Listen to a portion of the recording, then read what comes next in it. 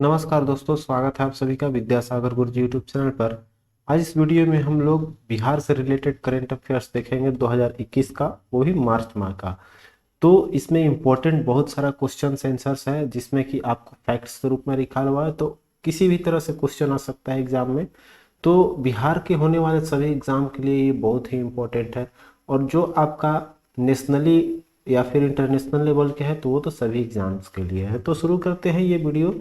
कर है बिहार प्रथम राज्य है जिसके पास 2 हरित राज्य शहर है। ठीक है, तो बिहार निश्चित रूप से भारत का पहला राज्य है जिसके पास 2 हरित ऊर्जा कुशल शहर है। कौन कौन सा? बोधगया और राजगीर है इसके पास। ठीक है, 2023 से वे अपने तरह की अक्षय ऊर्जा पहल के माध्यम से सौर ऊर्जा प्राप्त करने का लक्ष्य है। ठीक है, अब कह रहे हैं हरित ऊर्जा आपूर्ति भारत के सौर ऊर्जा निगम जो है, जिसको हम लोग शॉर्ट में ACCI बोलते हैं, उसके द्वारा विकसित किया गया है। ये आपका कौन सा? ये हरित ऊर्जा आपूर्ति।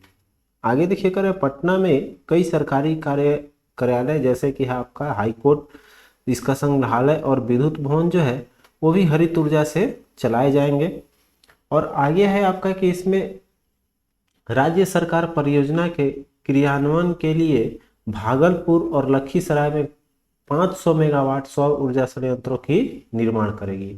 ठीक है, तो यहाँ 2 शहर और है आपका, इसके राज्य सरकार जो परियोजना का है। आगे चल के भागलपुर और लखीसराय में भी ये 500 मेगावाट सौर ऊर्जा का उत्पादन करने का लक्ष्य है। आगे देखिए, है बहुत ही बार ये क्वेश्चन आ भी चुका। कह रहा है कि इथेनॉल उत्पादन संवर्धन नीति 2021 को लागू करने वाला पहला बिहार देश का पहला राज्य बन गया है। ठीक है, तो इथेनॉल संवर्धन नीति या इथेनॉल उत्पादन संवर्धन नीति 2021 को लागू करने वाला पहला राज्य आपका बिहार है। तो बिहार मंत्रिमंडल ने राज्य की अपनी इथेनॉल नीति को इथेनॉल उत्पादन संवर्धन संवर्धन नीति कहा है। यह केंद्र की जैव नीति 2018 की राष्ट्रीय नीति के अनुरूप है। यह नीति बिहार को देखिए, इसमें क्या है? मक्का, गुड़, टूटे चावल और सड़े हुए अनाज से सीधे इथेनॉल बनाने की अनुमति देती है। ठीक है, अब इसमें है बिहार वर्तमान में भारत में जो है 5वां उच्चतम इथेनॉल उत्पादक राज्य है। कौन सा है? 5वां। और इस साल हर साल लगभग 12,000 करोड़ लीटर का इथेनॉल का उत्पादन करता है बिहार आपका। इस नीति के माध्यम से जो है बिहार में प्रतिवर्ष 50 करोड़ लीटर इथेनॉल का उत्पादन करने का लक्ष्य किया गया है, रखा गया है। आगे देखते हैं, ये दूसरा नंबर क्वेश्चन जो है बहुत बार आ चुका। इथेनॉल उत्पादन संवर्धन नीति 2021 को लागू करने वाला सर्वप्रथम राज्य कौन सा है? बिहार। ठीक है, चलिए आगे देखते हैं। अब कह रहे हैं कि बिजली मंत्रालय ने बिहार में ग्राम उजाला का शुभारंभ किया। कौन सा है? ग्राम उजाला। ठीक है, ध्यान देना है। केंद्रीय ऊर्जा राज्य मंत्री स्वतंत्र प्रभार में RK सिंह ने बिहार के आरा आरा जो है शहर, उसमें कह रहे हैं आरा में ग्राम उजाला का शुभारंभ किया है। ठीक है, कहाँ हुआ? बिहार में आरा में हुआ। ये आरा से ग्राम उजाला का शुभारंभ हुआ है। इस कार्यक्रम के तहत ग्रामीण ग्राहकों को आपको इसमें 3 साल की वारंटी के साथ 1.5 करोड़ LED दी जाएगी। क्लियर है?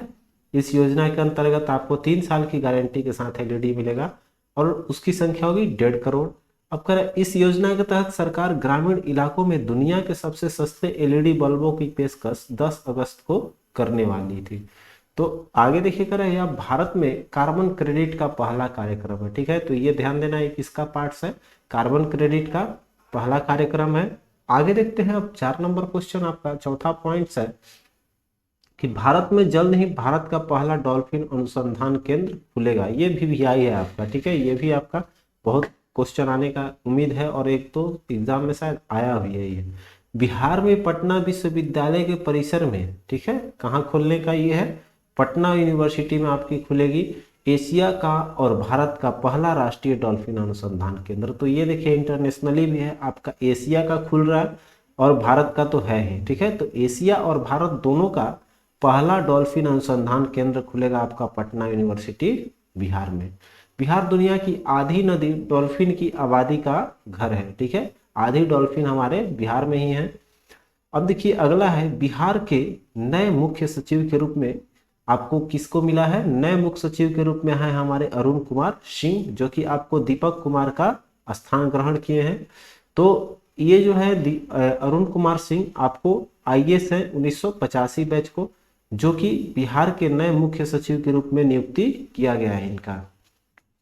अगला देखिए है कि विनोद कापरी की नई पुस्तक जो है वो 1232 kilometre the long journey home release होने जा रही है, अर्थात 1232 kilometre the long journey home के लेखक आपके हैं विनोद कापरी। ठीक है, तो इसके बारे में देखिए क्या है।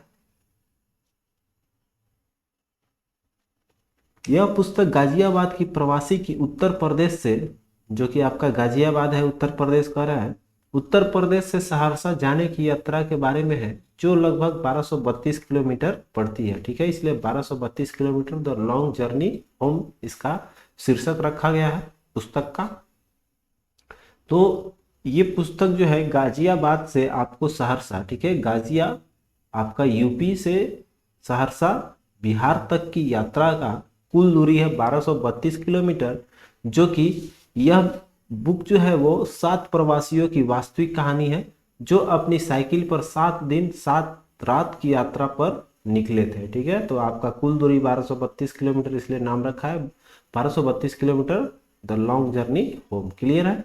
अब देखिए ये तो सबको पता है, कोविड-19 के कारण लॉकडाउन की पहली वर्षगांठ को चिन्हित करने के लिए हार्पर कॉलिंस इंडिया प्रकाशन ने इस पुस्तक को विमोचन की घोषणा की। ठीक है, तो कुल मिला कर आज के वीडियो में यही आपका रहा। देखिए इसमें थोड़ा सा कम रहता है, इसलिए कि ये जो है ये आपको मिलेगा बहुत ही कम, तो इसमें आपको थोड़ा सा इम्पोर्टेंट है, एग्जाम के लिए बहुत ही इम्पोर्टेंट है, लेकिन जो बिहार से रिलेटेड है वो तो नेशनली या इंटरनेशनली न्यूज जितना अधिक नहीं हो सकता है, लेकिन जितना भी है हम आपको चाह रहे हैं कि मंथ वाइज इसको करके एक प्लेलिस्ट दे दें, ताकि आप जो भी बिहार के एग्जाम में जाए प्लीज़ एक बार इसको देखकर जरूर जाएं। श्योर है कि आपको इससे 2 क्वेश्चन तो आएगा ही आएगा, करेंट का जो भी क्वेश्चन है। तो आप इस वीडियो को ज़्यादा से ज़्यादा लाइक करें, शेयर करें, और मिलते हैं अगले वीडियो में। तब तक के लिए आप अपना ख्याल रखें। जय हिंद।